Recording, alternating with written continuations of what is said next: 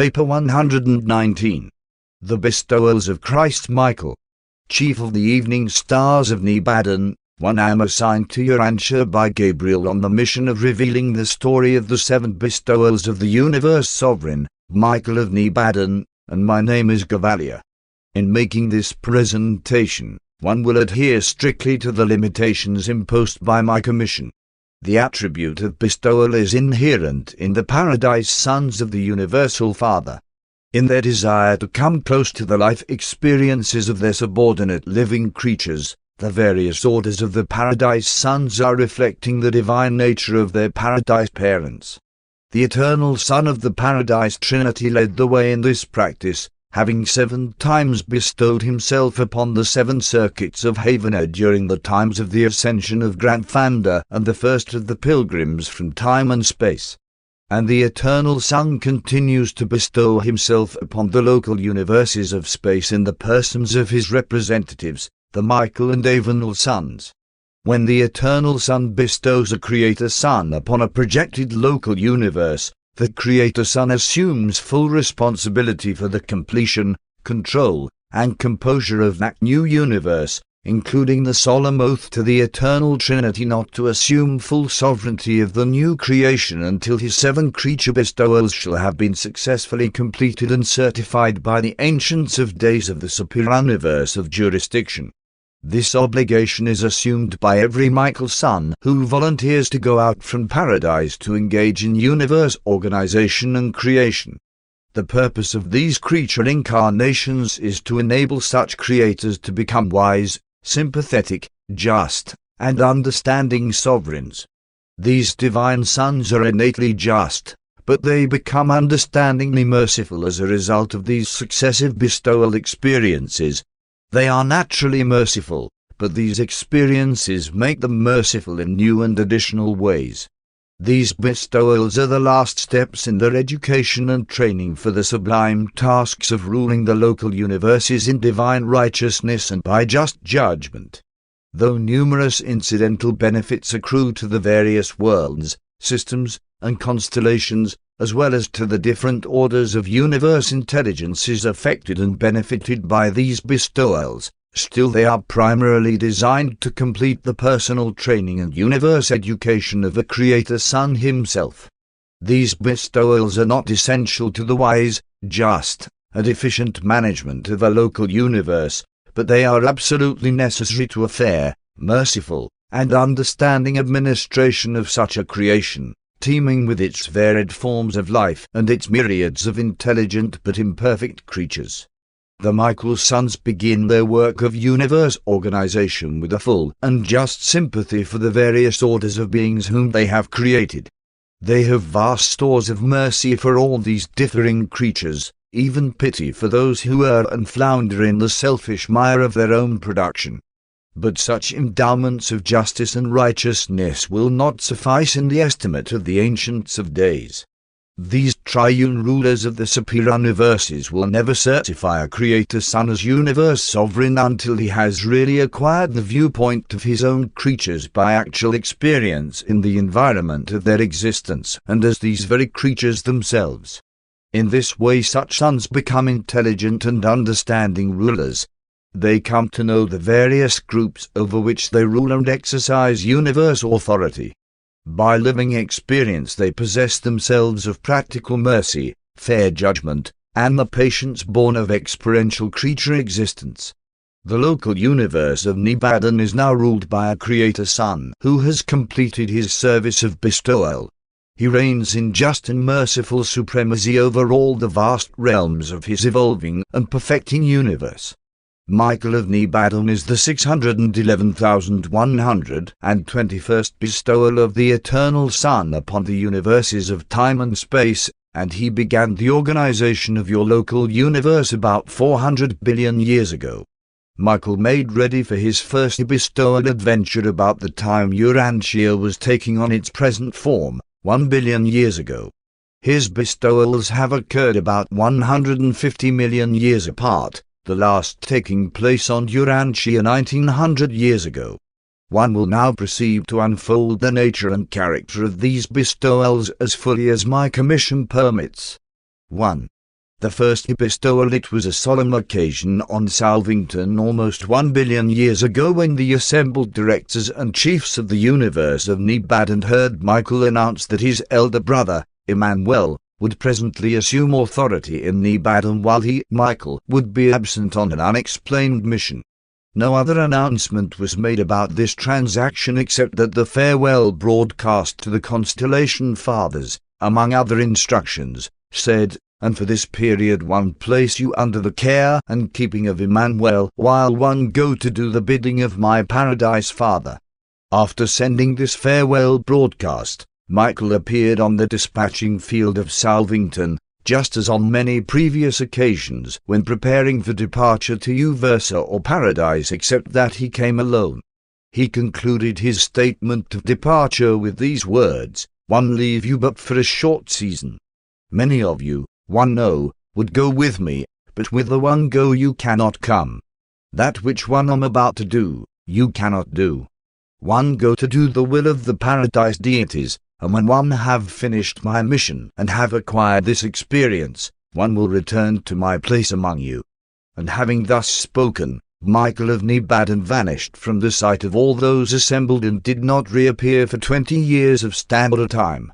In all Salvington, only the Divine Minister and Emmanuel knew what was taking place, and the Union of Days shared his secret only with the Chief Executive of the universe, Gabriel, the bright and morning star. All the inhabitants of Salvington and those dwelling on the constellation and system headquarters worlds assembled about their respective receiving stations for universe intelligence, hoping to get some word of the mission and whereabouts of the Creator Son. Not until the third day after Michael's departure was any message of possible significance received. On this day a communication was registered on Salvington from the Melchizedek sphere, the headquarters of that order in Nebadon, which simply recorded this extraordinary and never before heard of transaction. At noon today there appeared on the receiving field of this world a strange Melchizedek Son, not of our number, but wholly like our order. He was accompanied by a solitary omniaphim who bore credentials from Uversa and presented orders addressed to our chief, derived from the Ancients of Days and concurred in by Emmanuel of Salvington, directing that this new Melchizedek Son be received into our order and assigned to the emergency service of the Melchizedeks of Nebadon. And it has been so ordered. It has been done. And this is about all that appears on the records of Salvington regarding the first Michael bestowal. Nothing more appears until after 100 years of URANTIA time, when there was recorded the fact of Michael's return and unannounced resumption of the direction of universe affairs. But a strange record is to be found on the Melchizedek world, a recital of the service of this unique Melchizedek Son of the emergency corps of that age. This record is preserved in a simple temple which now occupies the foreground of the home of the Father Melchizedek, and it comprises the narration of the service of this transitory Melchizedek Son in connection with his assignment to 24 missions of universe emergency. And this record, which one have so recently reviewed, ends thus: "And at noon on this day, without previous announcement and witnessed by only 3 of our brotherhood, this visiting son of our order disappeared from our world as he came, accompanied only by a solitary omniaphim." And this record is now closed with the certification that this visitor lived as a Melchizedek, in the likeness of a Melchizedek he worked as a Melchizedek, and he faithfully performed all of his assignments as an emergency son of our order. By universal consent he has become chief of Melchizedeks, having earned our love and adoration by his matchless wisdom, supreme love, and superb devotion to duty. He loved us, understood us, and served with us, and forever we are his loyal and devoted fellow Melchizedeks, for this stranger on our world has now eternally become a universe minister of Melchizedek nature. And that is all one am permitted to tell you of the first bestowal of Michael. We, of course, fully understand that this strange Melchizedek, who so mysteriously served with the Melchizedeks 1 billion years ago, was none other than the incarnated Michael on the mission of his first bestowal. The records do not specifically state that this unique and deficient Melchizedek was Michael, but it is universally believed that he was. Probably the actual statement to that fact cannot be found outside of the records of St. Arrington, and the records of that secret world are not open to us. Only in this sacred world of the divine sons are the mysteries of incarnation and bestowal fully known. We all know the facts of the Michael bestowals, but we do not understand how they are effected. We do not know how the ruler of a universe, the creator of the Melchizedeks, can so suddenly and mysteriously become one of their number and, as one of them, live among them and work as a Melchizedek Son for 100 years. But it so happened. 2. The second bestowal for almost 150 million years after the Melchizedek bestowal of Michael, all went well in the universe of Nebadon, when trouble began to brew in System 11 of Constellation 37. This trouble involved a misunderstanding by Lanonandek Son, a system sovereign, which had been adjudicated by the Constellation Fathers and approved by the Faithful of Days, the Paradise Counselor to that constellation, but the protesting system sovereign was not fully reconciled to the verdict. After more than 100 years of dissatisfaction, he led his associates in one of the most widespread and disastrous rebellions against the sovereignty of the Creator Son ever instigated in the universe of Nebadon, a rebellion long since adjudicated and ended by the action of the Ancients of Days on Uversa. This rebel system sovereign, Lutentia, reigned supreme on his headquarters planet for more than 20 years of standard Nebadon time, whereupon the Most Highs, with approval from Uversa, ordered his segregation and requisitioned the Salvington rulers for the designation of a new system sovereign to assume direction of that strife-torn and confused system of inhabited worlds.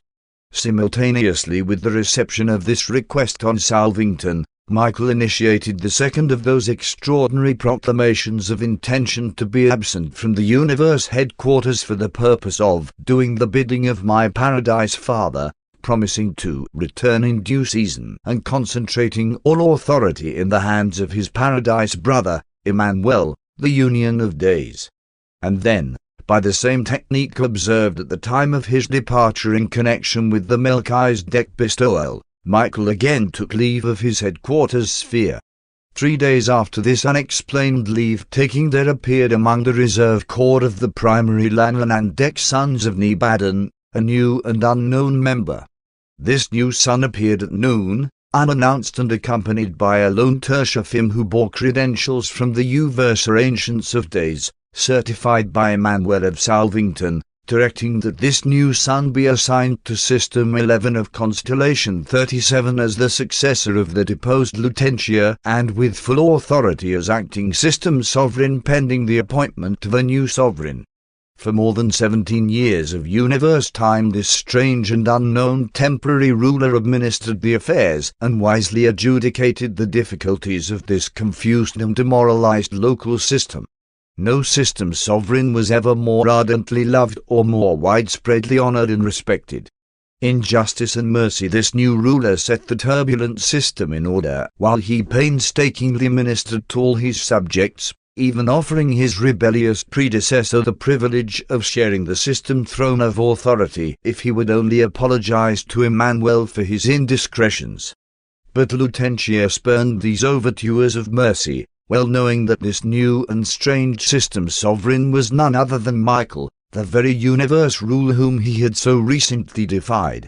But millions of his misguided and deluded followers accepted the forgiveness of this new ruler, known in that age as the Saviour Sovereign of the system of Palonia. And then came that eventful day on which there arrived the newly appointed system sovereign, designated by the universe authorities as the permanent successor of the deposed Lutentia, and all Palonia mourned the departure of the most noble and the most benign system ruler that Nebadon had ever known. He was beloved by all the system and adored by his fellows of all groups of the Lanonandek Sons. His departure was not unceremonious. A great celebration was arranged when he left the system headquarters. Even his erring predecessor sent this message: "Just and righteous are you in all your ways." while one continue in rejection of the paradise rule, one am compelled to confess that you are a just and merciful administrator. And then did this transient ruler of a rebellious system take leave of the planet of his short administrative sojourn, while on the third day thereafter Michael appeared on Salvington and resumed the direction of the universe of Nebadon. There soon followed the third universal proclamation of the advancing jurisdiction of the sovereignty and authority of Michael. The first proclamation was made at the time of his arrival in Nebadon, the second was issued soon after the completion of the Melchizedek Bestowal, and now the third follows upon the termination of the second or Lanonandek mission. 3. The third bestowal. The Supreme Council on Salvington had just finished the consideration of the call of the life carriers on planet 217 in System 87 in Constellation 61 for the dispatch to their assistance of a material sun. Now this planet was situated in a system of inhabited worlds where another system sovereign had gone astray, the second such rebellion in all Nebadon up to that time. Upon the request of Michael, action on the petition of the life carriers of this planet was deferred pending its consideration by Emmanuel and his report thereon. This was an irregular procedure, and one well remember how we all anticipated something unusual, and we were not long held in suspense. Michael proceeded to place universe direction in the hands of Emmanuel, while he entrusted command of the celestial forces to Gabriel, and having thus disposed of his administrative responsibilities, he took leave of the universe mother spirit and vanished from the dispatching field of Salvington precisely as he had done on 2 previous occasions. And, as might have been expected, on the third day thereafter there appeared, unannounced, on their headquarters world of System 87 in Constellation 61, a strange material sun, accompanied by a lone seraphim, accredited by the Uversa Ancients of Days, and certified by Emmanuel of Salvington. Immediately the acting system sovereign appointed this new and mysterious material sun acting planetary prince of world 217, and this designation was at once confirmed by the Most Highs of Constellation 61. Thus did this unique material sun begin his difficult career on a quarantined world of secession and rebellion, located in a beleaguered system without any direct communication with the outside universe, working alone for one whole generation of planetary time. This emergency material sun effected the repentance and reclamation of the defaulting planetary prince and his entire staff, and witnessed the restoration of the planet to the loyal service of the paradise rulers established in the local universes. In due time a material son and daughter arrived on this rejuvenated and redeemed world, and when they had been duly installed as visible planetary rulers, the transitory or emergency planetary prince took formal leave, disappearing at noon one day. On the third day thereafter, Michael appeared in his accustomed place on Salvington, and very soon the Superiverse broadcasts carried the fourth proclamation of the Ancients of Days announcing the further advancement of the sovereignty of Michael in Nebadon. One regret that one do not have permission to narrate the patience, fortitude, and skill with which this material sun met the trying situations on this confused planet. The reclamation of this isolated world is one of the most beautifully touching chapters in the annals of salvation throughout Nebadon. By the end of this mission it had become evident to all Nebadon as to why their beloved ruler chose to engage in these repeated bestowals in the likeness of some subordinate order of intelligent being. The bestowals of Michael as a Melchizedek Son, then as a Lanonandek Son, and next as a material son are all equally mysterious and beyond explanation.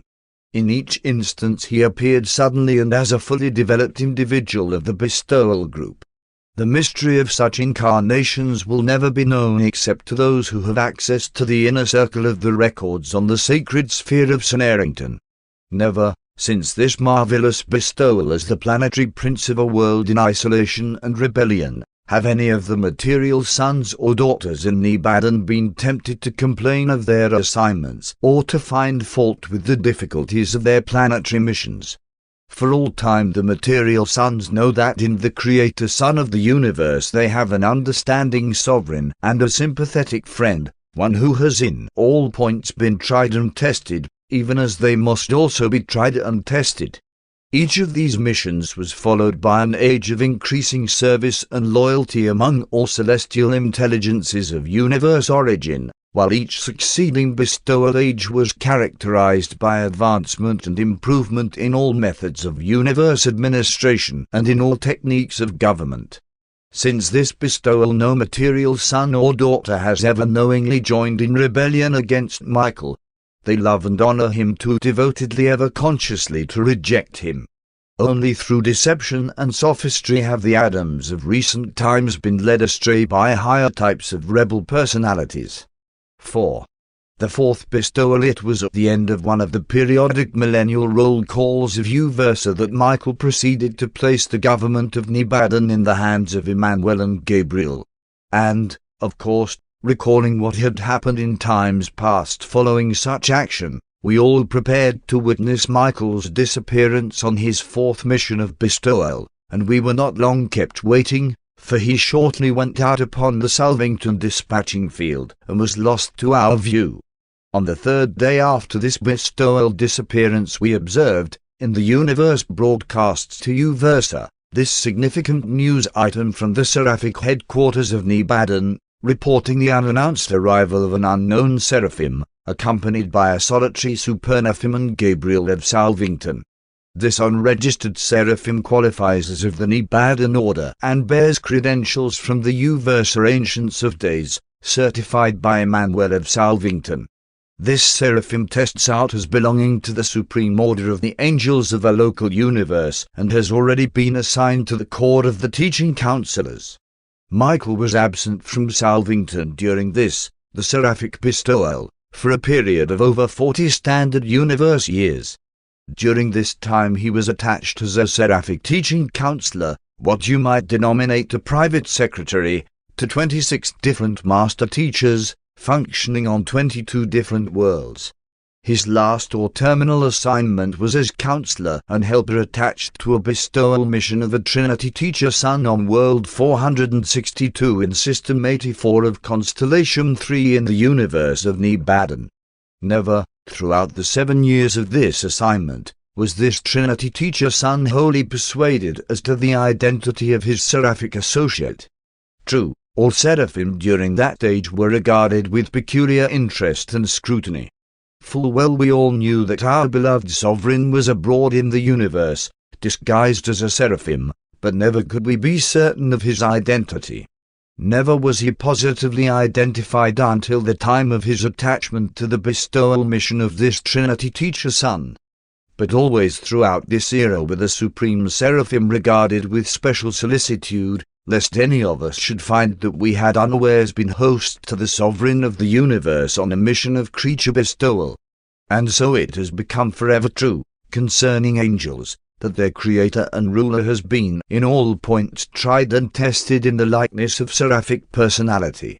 As these successive bestowals partook increasingly of the nature of the lower forms of universe life, Gabriel became more and more an associate of these incarnation adventures, functioning as the universe liaison between the bestowed Michael and the acting universe ruler, Emmanuel. Now has Michael passed through the bestowed experience of 3 orders of his created universe sons, the Melchizedeks, the Lanonandeks, and the material sons. Next he condescends to personalize in the likeness of angelic life as a supreme seraphim before turning his attention to the various phases of the ascending careers of his lowest form of will creatures, the evolutionary mortals of time and space.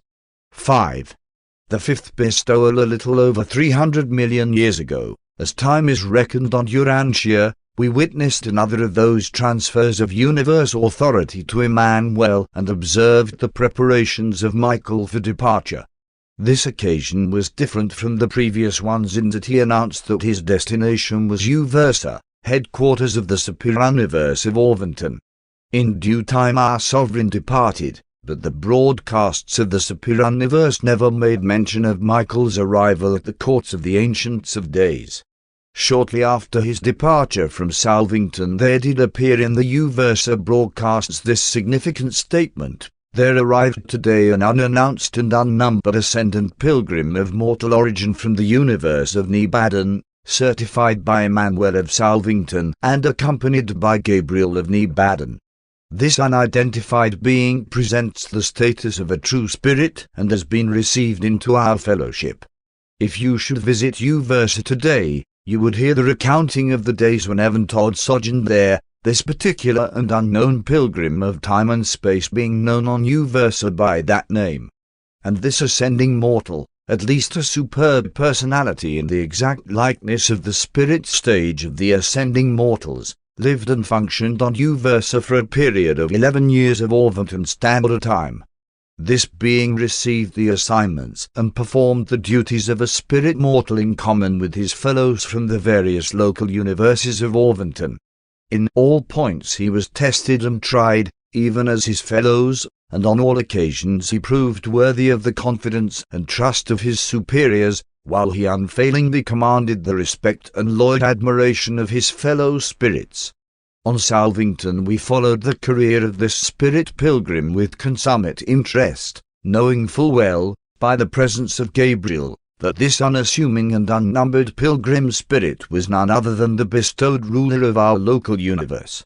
This first appearance of Michael incarnated in the role of one stage of mortal evolution was an event which thrilled and enthralled all Nebadon. We had heard of such things, but now we beheld them. He appeared on Uversa as a fully developed and perfectly trained spirit mortal and, as such, continued his career up to the occasion of the advancement of a group of ascending mortals to Havana, whereupon he held converse with the Ancients of Days and immediately, in the company of Gabriel, took sudden and unceremonious leave of Uversa, appearing shortly thereafter in his accustomed place on Salvington. Not until the completion of this bestowal did it finally dawn upon us that Michael was probably going to incarnate in the likeness of his various orders of universe personalities, from the highest Melchizedeks right on down to the mortals of flesh and blood on the evolutionary worlds of time and space. About this time the Melchizedek colleges began to teach the probability of Michael's sometime incarnating as a mortal of the flesh, and there occurred much speculation as to the possible technique of such an inexplicable bestowal. That Michael had in person performed in the role of an ascending mortal lent new and added interest to the whole scheme of creature progression all the way up through both the local universe and the superuniverse. Still, the technique of these successive bestowals remained a mystery. Even Gabriel confesses that he does not comprehend the method whereby this paradise son and universe creator could, at will, assume the personality and live the life of one of his own subordinate creatures. 6. The sixth bestowal. Now that all Salvington was familiar with the preliminaries of an impending bestowal, Michael called the sojourners on their headquarters planet together and, for the first time, unfolded the remainder of the incarnation plan, announcing that he was soon to leave Salvington for the purpose of assuming the career of a Moranchi immortal at the courts of the Most High Fathers on their headquarters planet of the fifth constellation. And then we heard for the first time the announcement that his seventh and final bestowal would be made on some evolutionary world in the likeness of mortal flesh. Before leaving Salvington for the sixth bestowal, Michael addressed the assembled inhabitants of the sphere and departed in full view of everyone, accompanied by a lone seraphim and the bright and morning star of Nebadon. While the direction of the universe had again been entrusted to Emmanuel, there was a wider distribution of administrative responsibilities.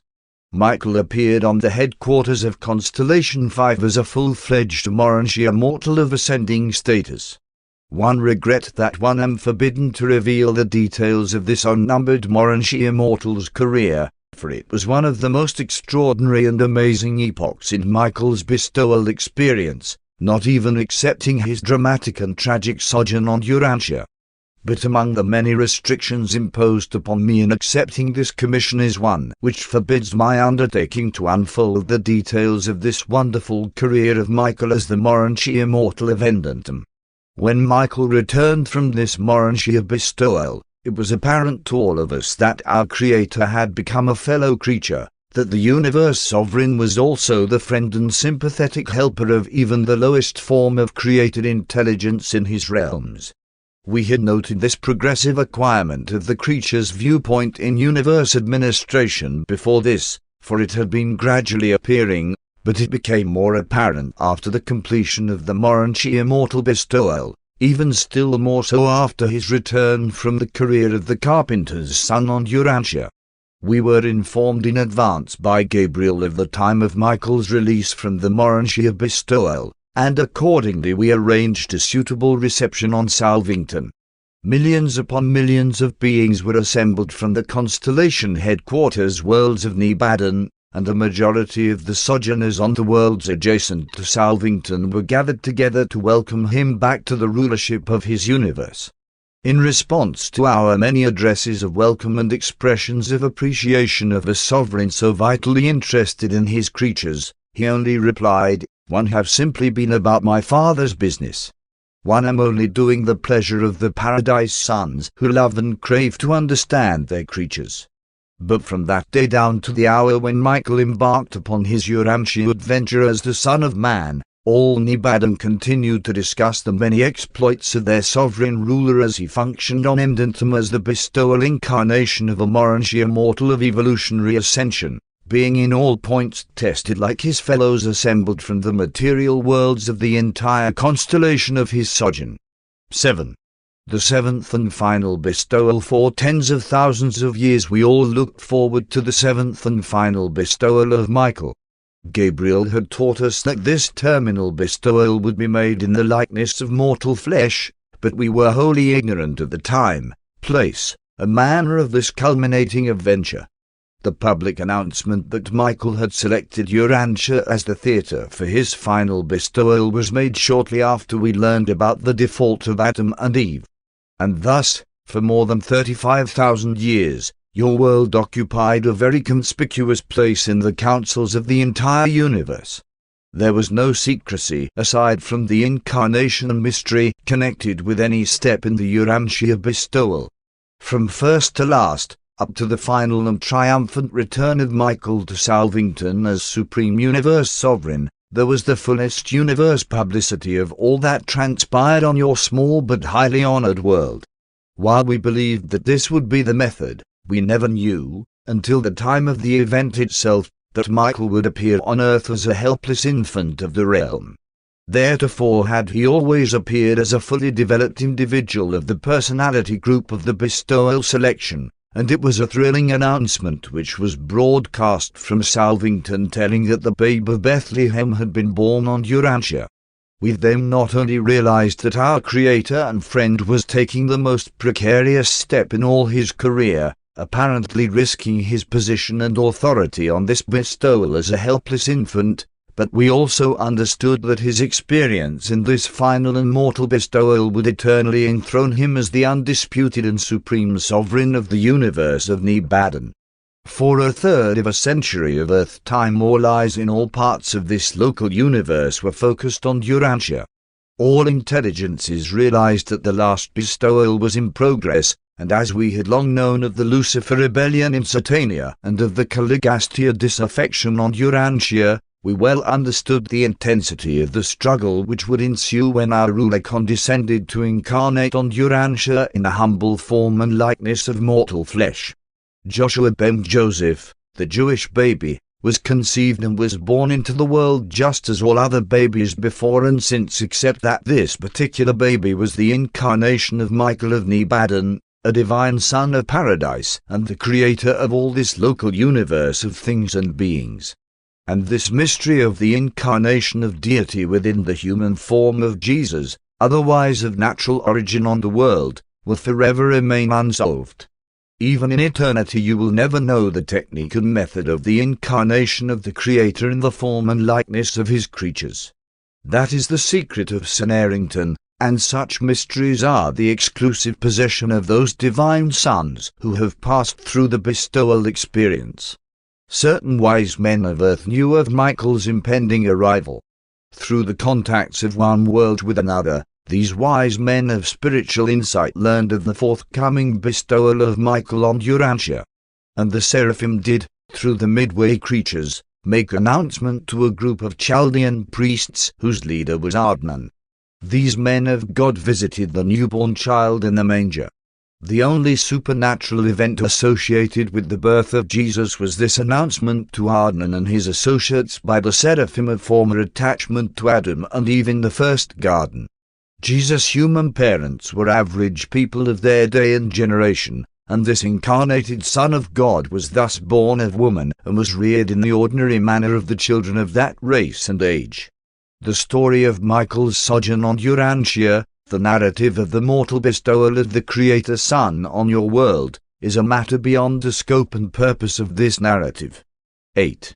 Michael's post-bestowal status. After Michael's final and successful bestowal on URANTIA, he was not only accepted by the Ancients of Days as sovereign ruler of Nebadon, but he was also recognized by the Universal Father as the established director of the local universe of his own creation. Upon his return to Salvington, this Michael, the Son of Man and the Son of God, was proclaimed the settled ruler of Nebadon. From Uversa came the eighth proclamation of Michael's sovereignty, while from Paradise came the joint pronouncement of the Universal Father and the Eternal Son, constituting this union of God and man's sole head of the universe, and directing the union of days stationed on Salvington to signify his intention of withdrawing to Paradise. The faithfuls of days on the constellation headquarters were also instructed to retire from the councils of the Most Highs. But Michael would not consent to the withdrawal of the Trinity Sons of Counsel and Cooperation. He assembled them on Salvington and personally requested them forever to remain on duty in Nebadon. They signified their desire to comply with this request to their directors on Paradise, and shortly thereafter there were issued those mandates of Paradise divorcement which forever attached these sons of the central universe to the court of Michael of Nebadon. It required almost 1 billion years of URANTIA time to complete the bestowal career of Michael and to effect the final establishment of his supreme authority in the universe of his own creation. Michael was born a creator, educated an administrator, trained an executive, but he was required to earn his sovereignty by experience. And thus has your little world become known throughout all Nebadon as the arena wherein Michael completed the experience which is required of every Paradise Creator Son before he is given unlimited control and direction of the universe of his own making. As you ascend the local universe, you will learn more about the ideals of the personalities concerned in Michael's previous bestowals. In completing his creature bestowals, Michael was not only establishing his own sovereignty, but also was augmenting the evolving sovereignty of God the Supreme. In the course of these bestowals, the Creator Son not only engaged in a descending exploration of the various natures of creature personality, but he also achieved the revelation of the variously diversified wills of the Paradise deities, whose synthetic unity, as revealed by the Supreme Creators, is revelatory of the will of the Supreme Being. These various will aspects of the deities are eternally personalized in the differing natures of the seven master spirits, and each of Michael's bestowals was peculiarly revelatory of one of these divinity manifestations. On his Melchizedek bestowal he manifested the united will of the Father, Son, and Spirit. On his Lanonandek bestowal the will of the Father and the Son. On the Adamic bestowal he revealed the will of the Father and the Spirit. On the Seraphic bestowal the will of the Son and the Spirit. On the Uversa mortal bestowal he portrayed the will of the conjoint actor. On the URANTIA mortal bestowal the will of the Eternal Son. And on the URANTIA material bestowal he lived the will of the Universal Father, even as a mortal of flesh and blood. The completion of these 7 bestowals resulted in the liberation of Michael's supreme sovereignty, and also in the creation of the possibility for the sovereignty of the Supreme in Nebadon. On none of Michael's bestowals did he reveal God the Supreme, but the sum total of all 7 bestowals is an Nebadon revelation of the Supreme Being. In the experience of descending from God to man, Michael was concomitantly experiencing the ascent from partiality of manifestability to supremacy of finite action and finality of the liberation of his potential for absolute function. Michael, a creator son, is a time-space creator, but Michael, a sevenfold master son, is a member of one of the divine core constituting the Trinity Ultimate.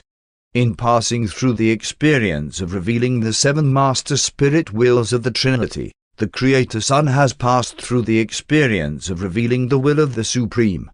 In functioning as a revelator of the will of supremacy, Michael, together with all other master sons, has identified himself eternally with the Supreme. In this universe age he reveals the Supreme and participates in the actualization of the sovereignty of supremacy. But in the next universe age we believe he will be collaborating with the Supreme Being in the first experiential Trinity and in the universes of outer space. URANTIA is the sentimental shrine of all Nebadon, the chief of 10 million inhabited worlds, the mortal home of Christ Michael, sovereign of all Nebadon, a Melchizedek ministered to the realms, a system savior, an Adamic redeemer, a seraphic fellow, an associate of ascending spirits, a URANTIA progressor, a son of man in the likeness of mortal flesh, and the planetary prince of URANTIA. And your record tells the truth when it says that this same Jesus has promised sometime to return to the world of his terminal bestowal, the world of the cross. This paper, depicting the 7 Bestowals of Christ Michael, is the 63rd of a series of presentations, sponsored by numerous personalities, narrating the history of URANTIA down to the time of Michael's appearance on earth in the likeness of mortal flesh. These papers were authorized by a Nebadon commission of 12 acting under the direction of Mantutia Melchizedek. We indited these narratives and put them in the English language, by a technique authorized by our superiors, in the year Anno Domini 1935 of URANTIA time.